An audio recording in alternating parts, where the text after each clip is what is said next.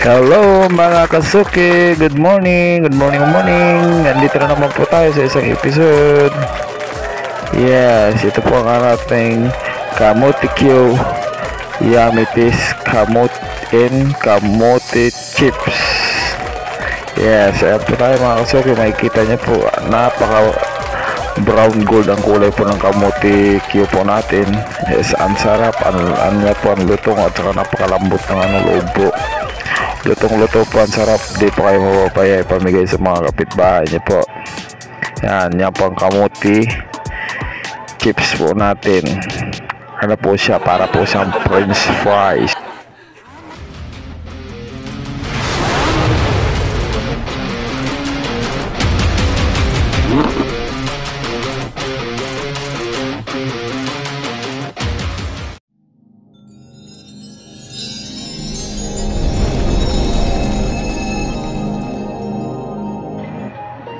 Yes, ayan na po tayo mga kasuki. Yan, nabalatan na po natin ang kamote po natin. Kamote po natin, nabalatan na po natin. Iway-iway na po natin siya ng sakto lang sa gusto ninyo. Huwag masyado malaki kasi matagal siya maluto. Yung sakto lang talaga ang nipis. Hindi naman pwede sobrang nipis kasi hindi naman po siya bubuo. Magkakaputol-putol po siya o yan po ang natin, ganyan lang po, sakto lang po paghiwa niya po mga kasuki. Yan po ang natin, yan lang po ang paghiwa. Tapos ito na po yung natin, kamote chips, kamote Q po ang sukat po natin, parang pabilog po siya. Yan po, ganyan lang po paghiwa po ng natin. Tapos ito naman po yung sa kamote chips. Ang kinuha ko po is yung mahabang kamote. Mahaba naman po ang niya, paghiwa sa kanya. Kailangan po dito mga kasuki, malaki po ang gagamitin nating kamote para makuha po natin yung sukat talaga na na kailangan. Pangit kasi pag sobrang maliit yung kamote para igawin kamote yung mga kasuki o kamote chips. Yan lang po, ganyan lang po ang gagawin natin. Actually napakadali lang po niya gawin, walang kahirap-hirap. Sandali lang siya balatan, sandali lang din lutuin. Kaya kung sa pagkatapos mapanood mo tong video na to, ikaw na susunod na magluluto, pang merienda ng mga anak mo, pang merienda ng kapitbahay mo, pang merienda pwede mo pamigay sa lahat ng gusto mo. Yan po ang natin mga kasuki, madali lang lutuin, ngunit ang sarap ay sobra-sobra ang sarap. Napakaraming vitamina sa katawan mga kasuki. Hanggang yan lang po, paba lang po pag sa kamote chips po natin. Yan lang po ang gagawin natin, madali lang, walang kahirap-hirap.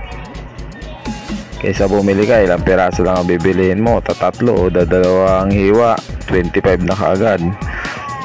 Yan, maramihan na kaagad. Yan lang po ang mga kasuki ang gagawin natin sa paggagawa ng kamote chips at saka ng kamote Q. Yan lang po, huwag po natin kakaligtaan po yan, ganyan lang po.